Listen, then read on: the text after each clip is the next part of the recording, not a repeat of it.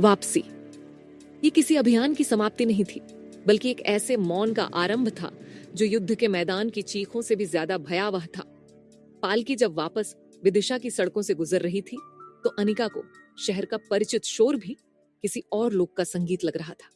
वह शारीरिक रूप से परिषद के अपने भव्य कक्ष की ओर लौट रही थी, लेकिन उसकी चेतना अब भी उस भूमिगत कक्ष में, उस कांच और स्टील के जंगल की छवि में, उस लोटस टावर की 42वीं मंजिल पर अटकी हुई थी। यह अब सिर्फ एक बेतरतीब देहांतरण नहीं था, ये कोई ब्रह्मांडीय दुर्घटना नहीं थी। उसके यहाँ आने का, विक्रम सिन्हा के शरीर में कैद होने का एक कारण था, एक ऐसा कारण जो उसकी अपनी जिंदगी, उसके अपने भविष्य से जुड़ा हुआ था। यह एहसास उसे सुरक्षा नहीं, बल्कि एक ज्यादा गहरा, ज्यादा व्यक्तिगत भय दे रहा था। वह एक ऐसे खेल में फंस गई थी जिसकी बिसात स्वयं समय ने बिछाई थी। राजकीय विज्ञान परिषद में उनका स्वागत एक खामोश, तनावपूर्ण समारोह की तरह हुआ। प्रधान आचार्य वर्धमान अपने अध्ययन कक्ष में उनका इंतजार कर रहे थे। इस बार वहां आचार्य सोमकीर्ति नहीं थे, सिर्फ वर्धमान था, अपनी मेज के पीछे बैठा हुआ। उसका चेहरा किसी शांत, गहरे समुद्र की तरह था, जिसकी गहराइयों में न जाने कितने तूफान छिपे थे। अंगरक्षकों के सरदार ने सबसे पहले रिपोर्ट दी। उसने तथ्यों को एक सपाट सैनिक की आवाज में बयान किया। सप्तर्षि के आकार के पत्थर, खगोलीय ताला, दिव्य ज्ञानी का चमत्कार और भूमिगत कक्ष का मिलना। उसने किसी भी भावना या व्याख्या को अपनी रिपोर्ट में शामिल नहीं किया। फिर सेना अमात्य शूरसेन बोले। उनकी गहरी, गूंजती हुई आवाज उस कक्ष में किसी चट्टान की तरह स्थिर थी। प्रधानाचार्य, उन्होंने कहा, जो हमने देखा वह शब्दों से परे है। यह किसी विधर्मी का ठिकाना नहीं था। यह शक्ति का एक स्रोत था, एक ऐसी शक्ति जो राज्यों को बना भी सकती है और मिटा भी सकती है। और उस शक्ति का रक्षक या स्वामी अग्निवेश है। हमें उसे ढूंढना ही होगा। राज्य की सुरक्षा के लिए यह अनिवार्य है। उनकी हर बात सच थी, लेकिन उसका इरादा झूठ था। वह राज्य की नहीं, अपनी शक्ति की बात कर रहा था। अंत में सबकी नजरें अनिका पर आकर टिक गईं। अनिका ने एक गहरी सांस ली। उसने उस दिव्य ज्ञानी विक्रम सिन्हा के किरदार को अपनी आत्मा पर एक कवच की तरह पहन लिया। जो सेना अमात्य कह रहे हैं वह सत्य है, उसने अपनी शांत, सधी हुई आवाज में कहा। लेकिन वह अधूरा सत्य है। वह स्थान शक्ति का स्रोत तो है, लेकिन वह शक्ति इस लोक की नहीं है। वह देवलोक का एक प्रतिबिंब है, एक द्वार है। और अग्निवेश उसका स्वामी नहीं, सिर्फ एक चोर है जिसने देवताओं के ज्ञान को चुराने का दुस्साहस किया है।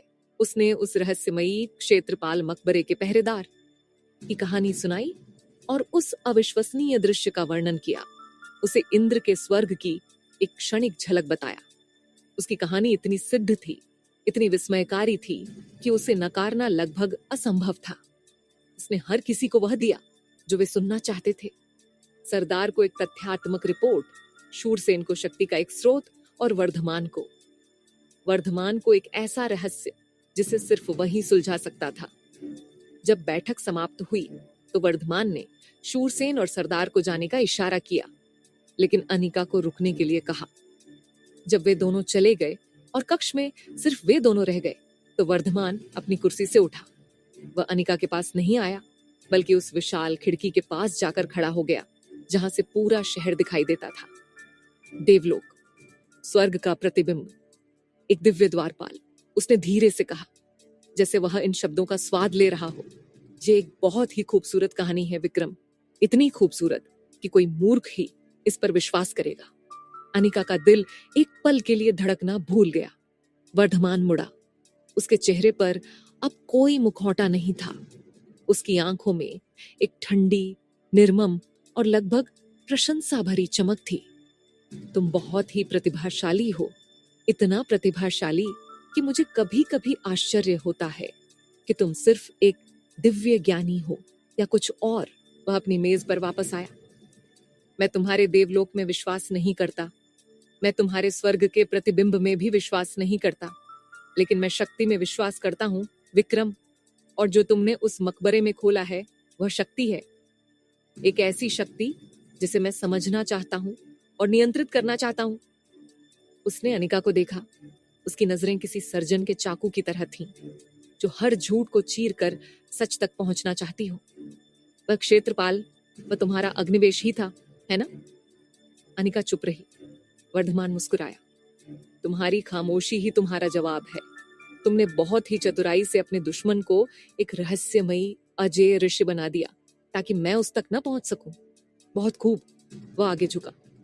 तो अब ये रहा नया खेल। तुम उस अग्निवेश के पास वापस जाओगे। तुम उससे उसका ज्ञान, उसकी तकनीक, सब कुछ सीखोगे। तुम उसके हर राज को मेरे सामने लाकर रखोगे। तुम उसे बताओगे कि तुम उसके शिष्य बनना चाहते हो और तुम मेरे लिए जासूसी करोगे। और अगर मैंने इनकार कर दिया? अनिका ने पहली बार अपनी आवाज में एक हल्की सी चुनौती का भाव लाते हुए पूछा। तो वर्धमान हंसा, एक सूखी ठंडी हंसी। तो मैं सेना अमात्य शूरसेन को बता दूंगा कि उनका भरोसेमंद ज्ञानी असल में उस विधर्मी अग्निवेश का सबसे बड़ा सहयोगी है, जिसने उन्हें धोखा दिया है। मैं उन्हें वह पिस्तौल भी दिखा सकता हूँ जो तुमने अपनी कार्यशाला में छिपा रखी है। हाँ विक्रम, मैं उसके बारे में भी जानता हूँ। छाया की आंखें हर जगह हैं। अनिका की दुनिया ढह गई।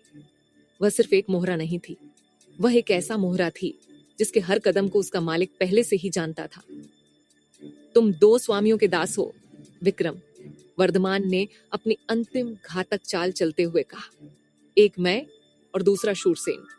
तुम हम दोनों को धोखा दे रहे हो और तुम हम दोनों के लिए काम कर रहे हो।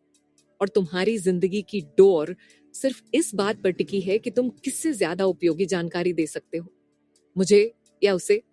वह अपनी कुर्सी पर वापस बैठ गया, जैसे उसने अभी अभी शतरंज का खेल जीता हो। अब जाओ और सोचना कि तुम किस स्वामी को ज्यादा वफादार रहना चाहते हो, क्योंकि अंत में सिर्फ एक ही जीतेगा। अनिका अपने कक्ष में लौट आई। वह भव्य कक्ष अब एक ऐसी कब्र लग रहा था जिसकी दीवारें धीरे धीरे उस पर बंद हो रही थीं। वह वर्धमान के जाल में थी, शूरसेन की उम्मीदों के बोझ तले दबी थी और उरोबोरस के एक ऐसे रहस्य से बंधी थी जिसे वह समझ नहीं सकती थी। उसने उस कांच के टॉवर के बारे में सोचा, अपनी 42वीं मंजिल के ऑफिस के बारे में। वह अब घर लौटने का एक सपना नहीं था, वह एक पहेली थी। एक ऐसी पहेली जिसे सुलझाने का रास्ता इन तीनों खतरनाक खिलाड़ियों के बीच से होकर ही जाता था। वह अब किसी का इंतजार नहीं कर सकती थी। उसे खुद एक चाल चलनी थी, एक ऐसी चाल जो इस पूरी बिसात को ही पलट कर रख दे। कक्ष, यह अब एक कमरा नहीं था, यह एक बिसात थी। और अनिका को पहली बार पूरी स्पष्टता से दिखाई दिया कि वह कोई मोहरा नहीं थी जिसे दो खिलाड़ी अपनी अपनी चालों के लिए इस्तेमाल कर रहे थे। वह स्वयं बिसात थी जिस पर यह पूरा खेल खेला जा रहा था। हर जीत उसे एक नए जाल में फंसा रही थी और हर झूठ उसे एक ऐसी सच्चाई के करीब ले जा रहा था जिसका सामना करने के लिए वह तैयार नहीं थी। दो स्वामियों का दास। वर्धमान के शब्द उसके कानों में एक क्रूर प्रतिध्वनि की तरह गूंज रहे थे। वह वर्धमान के लिए शूरसेन की जासूसी नहीं कर सकती थी और शूरसेन के लिए वर्धमान को धोखा नहीं दे सकती थी।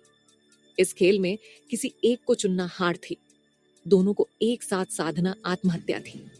वह जानती थी कि उसे एक तीसरा रास्ता बनाना होगा, एक ऐसी चाल चलनी होगी जो इस पूरी बिसात को ही पलट कर रख दे, जहां मोहरा खुद बादशाह बन जाए। उस रात वह सोई नहीं। उसने अपने बिस्तर के नीचे से उस ठंडी भारी पिस्तौल को निकाला। वर्धमान इसके बारे में जानता था। यह अब कोई रहस्य नहीं था, ये एक टाइम बम था जिसकी गिनती शुरू हो चुकी थी। अब तक वह इसे एक खतरे के रूप में देख रही थी, एक ऐसा सबूत जो उसे फंसा सकता था।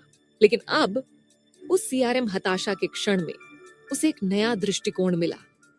अगर तुम किसी चीज को छिपा नहीं सकते, उसके भीतर की प्रोजेक्ट मैनेजर की आवाज ने कहा, तो उसे अपनी कहानी का सबसे बड़ा आकर्षण बना दो। पिस्तौल खतरा नहीं थी, यह उसकी अगली चाल थी। अगली सुबह उसने किसी के बुलावे का इंतजार नहीं किया। उसने अपने पहरेदारों को बुलाया और एक तत्काल अत्यंत आवश्यक बैठक के लिए प्रधान आचार्य वर्धमान से मिलने की मांग की। उसकी आवाज में एक ऐसी गंभीरता और तात्कालिकता थी जिसे पहरेदार नजरअंदाज नहीं कर सके। जब उसे वर्धमान के अध्ययन कक्ष में ले जाया गया तो उसका चेहरा पीला पड़ा हुआ था, उसकी आंखें फैली हुई थीं और उसकी सांसें तेज चल रही थीं। यह कोई अभिनय नहीं था, यह डर और एड्रेनालाइन का एक वास्तविक मिश्रण था। क्या हुआ विक्रम? वर्धमान ने पूछा। उसकी आंखों में एक सतर्क जिज्ञासा थी।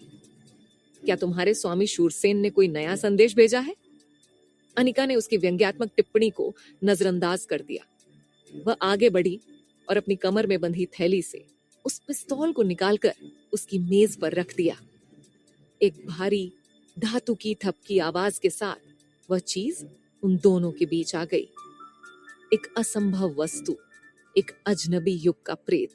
वर्धमान की आंखों में एक पल के लिए एक गहरी अनियंत्रित चमक कौंधी, जिसे उसने तुरंत अपने अभेद्य मुखौटे के पीछे छिपा लिया। तो उसने धीरे से कहा, आखिरकार तुमने अपना सबसे बड़ा राज जाहिर कर ही दिया। ये मेरा राज नहीं है प्रधानाचार्य, अनिका ने हाँफते हुए कहा। ये एक चेतावनी है, एक ऐसी चेतावनी जो आज रात मुझे एक और भयानक दर्शन में मिली। वह अपनी कहानी में पूरी तरह डूब चुकी थी। वह क्षेत्रपाल, वह मकबरे का रक्षक, वह अग्निवेश नहीं है। वह अग्निवेश से भी कहीं ज्यादा प्राचीन और शक्तिशाली है। अग्निवेश तो सिर्फ एक चोर था जिसने इस शक्ति के स्रोत को ढूंढ निकाला था, लेकिन वह क्षेत्रपाल, वह उस शक्ति को नियंत्रित करता है। वर्धमान चुपचाप सुनता रहा। उसने मुझे यह अमानत दी थी, अनिका ने पिस्तौल की ओर इशारा करते हुए कहा। यह कोई हथियार नहीं है जैसा कि आपके जासूस सोचते होंगे। ये एक ऊर्जा कुंजीन है, एक ऐसा माध्यम जो मुझे उस देवलोक के द्वार से जोड़ता है। आज रात उसने मुझे एक संदेश भेजा, इसी कुंजी के माध्यम से। उसने एक पल का नाटकीय मौन लिया। उसने कहा है कि हमारे मकबरे में जाने से, उस द्वार को खोलने से, हमने एक भयानक गलती कर दी है। हमने एक संतुलन को बिगाड़ दिया है। देवलोक की ऊर्जा अब अस्थिर है और वह नाराज है। नाराज? वर्धमान ने व्यंग्य से कहा। क्या तुम्हारा वह दिव्य रक्षक अब हम नश्वरों से नाराज हो गया है? वह मुझसे नाराज है प्रधान आचार्य, अनिका चीखी। उसकी आवाज में एक सच्ची हताशा थी। वह मुझसे नाराज है क्योंकि मैंने उसकी शक्ति को आप जैसे नश्वरों के सामने उजागर कर दिया। उसने मुझे एक अंतिम मौका दिया है। उसने कहा है कि अगर मैं उस ऊर्जा को शांत नहीं कर पाया, अगर मैंने उस संतुलन को फिर से स्थापित नहीं किया, तो वह उस द्वार को हमेशा के लिए बंद कर देगा और इस प्रक्रिया में वह ऊर्जा एक ऐसे प्रलय को जन्म देगी जो पूरे विदिशा को भस्म कर देगी। वर्धमान का चेहरा अब भी शांत था, लेकिन उसकी उंगलियां मेज पर कस गई थीं। और तुम इस संतुलन को कैसे स्थापित करोगे? उसने धीरे से पूछा। मुझे वापस उस मकबरे में जाना होगा, अनिका ने अपनी अंतिम चाल चलते हुए कहा। अकेले, सिर्फ इस ऊर्जा कुंजी के साथ। मुझे एक अनुष्ठान करना होगा, उस द्वार को शांत करना होगा। किसी भी और व्यक्ति की उपस्थिति, चाहे वह कोई अंगरक्षक हो या कोई अदृश्य जासूस, उस ऊर्जा को और भी ज्यादा भड़का देगी। ये एक ऐसा काम है जिससे सिर्फ मुझे और मुझे अकेले ही करना होगा। यह एक सिद्ध जाल था। उसने वर्धमान के सबसे बड़े डर और उसके सबसे बड़े लालच को एक ही कहानी में बुन दिया था। उसने उसे एक ऐसी स्थिति में डाल दिया था जहां उस पर विश्वास करना ही एकमात्र विकल्प था। वर्धमान अपनी कुर्सी से उठा। वह उस पिस्तौल के चारों ओर घूमा। उसे छुआ नहीं, बस उसे देखा, जैसे कोई जीव विज्ञानी किसी अज्ञात प्रजाति के जीव को देख रहा हो। वह जानता था कि यह एक झूठ है। वह जानता था कि विक्रम उसे एक और कहानी सुना रहा है, लेकिन वह यह भी जानता था कि उस मकबरे में जो शक्ति थी वह वास्तविक थी और विक्रम ही उस शक्ति तक पहुंचने का एकमात्र रास्ता था। तुम बहुत ही खतरनाक खेल खेल रहे हो विक्रम, वर्धमान ने अंततः कहा। उसकी आवाज में अब कोई व्यंग्य नहीं था, सिर्फ एक ठंडी नपी तुली सच्चाई थी। वह अनिका के ठीक सामने आकर खड़ा हो गया। ठीक है, तुम जाओगे अकेले। अनिका ने राहत की एक सांस लेनी चाहिए, लेकिन वर्धमान ने अपनी बात पूरी नहीं की थी। तुम आज रात ही जाओगे, उसने कहा, लेकिन यह तुम्हारी अंतिम परीक्षा होगी। अगर तुम लौटे और मुझे महसूस हुआ कि उस दिव्य ऊर्जा पर मेरा नियंत्रण पहले से ज्यादा मजबूत हुआ है, तो मैं मान लूंगा कि तुम मेरे सबसे वफादार सेवक हो। वह थोड़ा रुका और उसके अंतिम शब्द किसी बर्फीले खंजर की तरह अनिका के सीने में उतर गए। लेकिन अगर तुम लौटे और मुझे लगा कि तुमने मुझे धोखा दिया है, या अगर तुम नहीं लौटे, तो मैं सेना अमात्य शूरसेन को बता दूंगा कि उनका सबसे बड़ा सहयोगी एक धोखेबाज था जिसने विद्रोहियों को धोखा दिया। मैं तुम्हारे परिवार, तुम्हारे भाई आदित्य, तुम्हारे काका सा, हर उस व्यक्ति को जिसने कभी तुम्हारी मदद की है, देशद्रोह के आरोप में फांसी पर लटका दूंगा। मैं सिन्हा परिवार का नाम इतिहास के पन्नों से हमेशा के लिए मिटा दूंगा। ये अब कोई खेल नहीं था, ये एक सौदा था जिसकी कीमत उसकी अपनी जान से कहीं ज्यादा थी। अनिका ने सिर झुकाया। जैसा आप कहें प्रधान आचार्य, उस रात जब वह एक अकेले घोड़े पर बिना किसी पहरेदार के शहर से बाहर निकल रही थी, तो उसे पहली बार आजादी का एहसास हुआ। यह एक भयानक, दमघोंटू और रोमांचक आजादी थी। वह अब किसी की दास नहीं थी। वह अपनी खुद की बिसात पर अपने खुद के नियमों से खेलने जा रही थी, और उसकी पहली चाल थी उरोबोरस को ढूंढना और उसके साथ मिलकर इस खेल के सारे बादशाहों को शह और मात देना।